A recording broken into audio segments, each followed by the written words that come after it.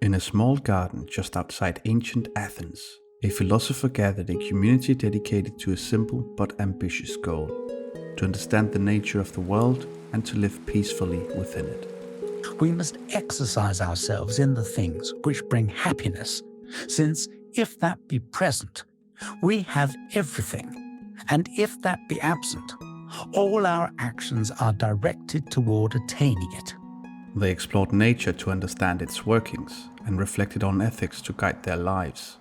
They nurtured friendship and cherished thoughtful conversation. And above all, they sought freedom from unnecessary pain, especially the pain caused by fear and confusion, much of it rooted in the religious beliefs that dominated Greek society. This way of life might seem modest, but in a society where divine forces were believed to control everything from weather to illness to morality and even the afterlife, it was something extraordinary. In this video, we'll explore how Epicurus developed a philosophy that challenged fear-based religion, sought to explain the world through nature, not myths, and offered an ethics grounded in human well-being, an approach that has helped shape modern ideas of happiness, reason, and personal freedom. Let's dive in. Epicurus was born in 341 BCE on the island of Samos, a Greek colony in the eastern Aegean Sea. He lived in a world deeply shaped by the intellectual traditions of Plato and Aristotle. Philosophy and their legacy often revolved around abstract systems, ideal forms, divine purpose, cosmic hierarchies, and the search for truths beyond what the senses could perceive. Greek society was deeply rooted in religious ritual and structured by clear social hierarchies. Life was shaped by tradition, civic duty, and a strong sense of divine presence. For many, uncertainty and fear of the gods, of misfortune, of death were part of daily experience. Epicurus took a different path. He wasn't interested in ideal forms or celestial mechanics. He didn't write about the soul's place in a divine cosmos or the moral order of the universe. His focus was more grounded and more personal. He wanted to understand how human beings could live well, how they could think clearly, free themselves from fear, and find lasting peace in a world that offered no guarantees. It is useless to attend lectures on natural science if you fear the thunderbolts and the gods. Empty is the argument of the philosopher which does not relieve any human suffering.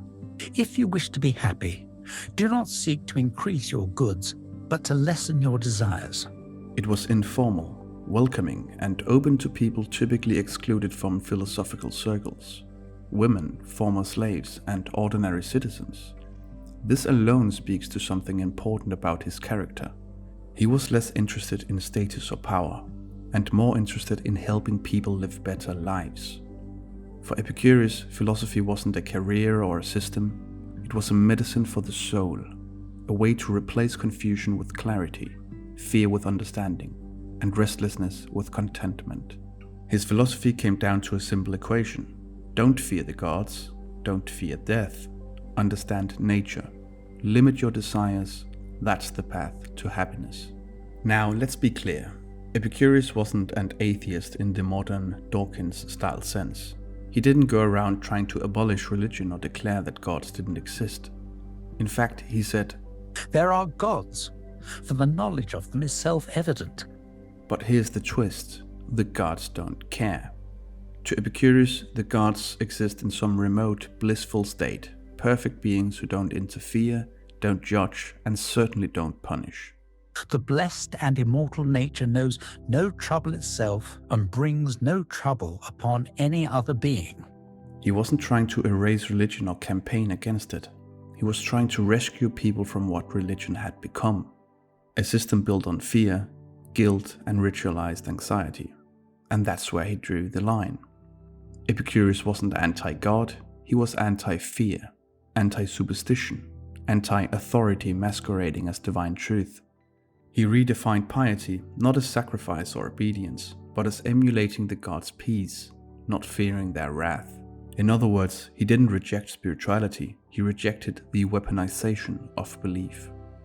The gods weren't watching, they weren't judging, they weren't punishing. This was radical in a time when people sacrificed animals to appease Zeus and saw eclipses as omens of divine anger. Epicurus offered a different message. Fear comes from misunderstanding, and understanding nature is the first step towards peace of mind. He believed fear of the gods, and especially of death, was paralyzing humanity, so he offered a liberating view. When we die, there's no afterlife, no punishment, no reward, just nothing. Accustom yourself to believe that death is nothing to us.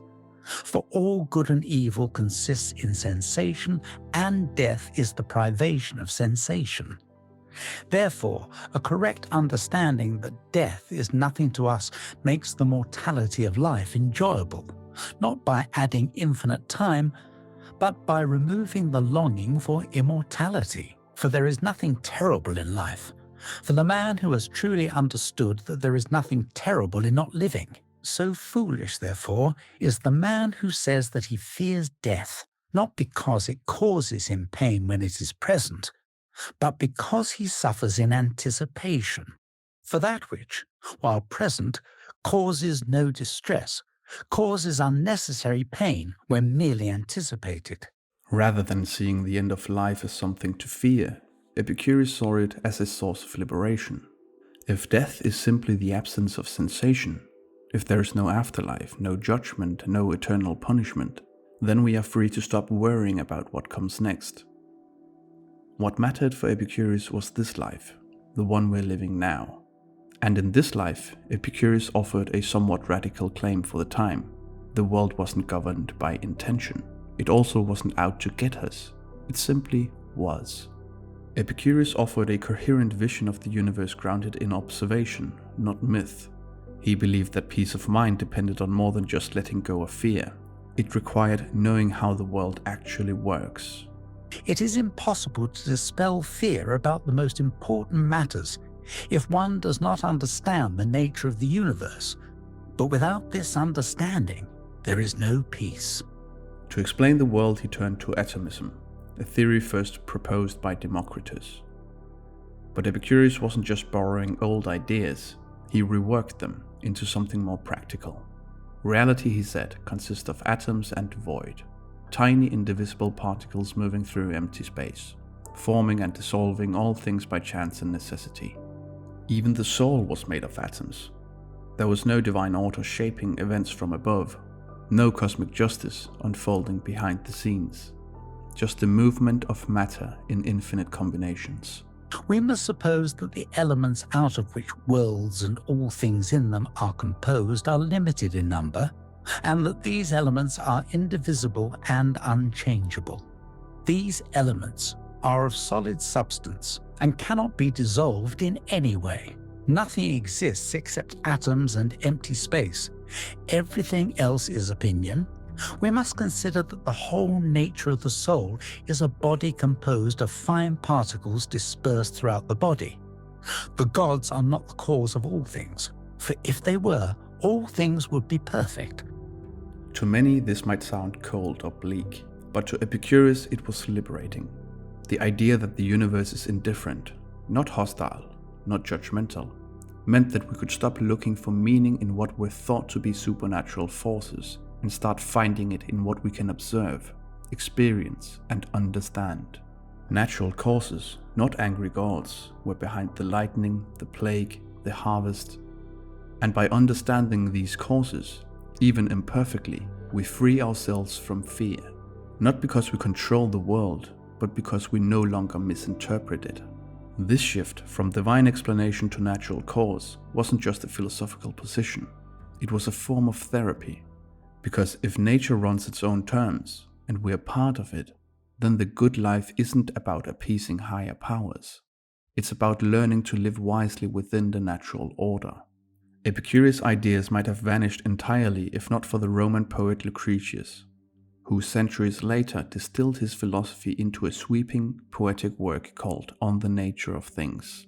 Lucretius expanded the core principles of Epicurean philosophy: atomism, the denial of divine intervention, the morality of the soul, and the pursuit of tranquility through reason. Thanks to the biographer Diogenes Laertius, we also have 3 of Epicurus' letters, along with the principal doctrines and Vatican sayings. Brief, pointed reflections on ethics, nature, fear, and freedom. These fragments preserve Epicurus' voice with remarkable clarity. But it was Lucretius' poem that turned his philosophy into poetry and preserved Epicureanism long enough to be rediscovered. In the 15th century, a manuscript of On the Nature of Things was found in a monastery by Italian humanist Poggio Bracciolini, just as Europe was beginning to break from religious dogma and look to classical sources for guidance. Its reappearance came at a critical moment. The poem's naturalism, its vision of a universe governed by material processes, not divine will, helped fuel the early modern shift towards science, secular ethics, and intellectual freedom. His ideas found new life in early modern philosophy and political thought. Thomas Jefferson, the United States' 3rd president and one of the founding fathers, openly called himself an Epicurean and was inspired by the philosophy's embrace on happiness, reason, and freedom from fear. While his political vision drew from many sources, Epicurus shaped his belief that the good life should be grounded in personal well-being and individual liberty. In this sense, the Epicurean framework has to a large extent helped shape democratic values and political ideals. When Jefferson wrote in the Declaration of Independence of the United States of America that the purpose of government was to secure life, liberty, and the pursuit of happiness, he echoed the Epicurean conviction that pleasure, not in the shallow sense, but in the form of peace and fulfillment, is the proper goal of life, and thus must be the core principles upon which the new nation was to be built. Epicurus didn't invent modern science or democracy, but his ideas helped make both imaginable. Even though Epicurus placed pleasure at the center of his philosophy, he wasn't a hedonist in the wild, party-all-night sense. He preached moderation. For Epicurus, pleasure meant freedom from pain, both physical and mental. What really made life good? Friendship, reflection, a simple life with minimal desires. If you wish to be rich, do not add to your money, but subtract from your desires. We don't often hear his name, but the influence of Epicurus is quietly woven into the fabric of modern life. He challenged the fears that held people hostage in his time. Fear of the gods, of death, of things beyond our control. And he offered something in their place, peace of mind. His philosophy wasn't loud or political. It was personal, modest, practical. A way to live without fear, without illusion, and without needing more than what is truly enough. And it all began in a small garden on the edge of Athens, a quiet space where anyone, regardless of status or background, could come to think, question, and live differently. In our age of noise, urgency, and uncertainty, his message still resonates. Seek understanding. Live simply. Nurture friendships. Let go of what you can't control. And take joy, calmly, in the life that is yours. If you'd like to support me in creating more of these types of videos, you can do so by donating to the channel through our Patreon page. This will also give you early access to videos and channel updates. You will also get access to our Discord server, where you can participate in discussions and debates with other members of our community. You can check it out by clicking the link in the video description.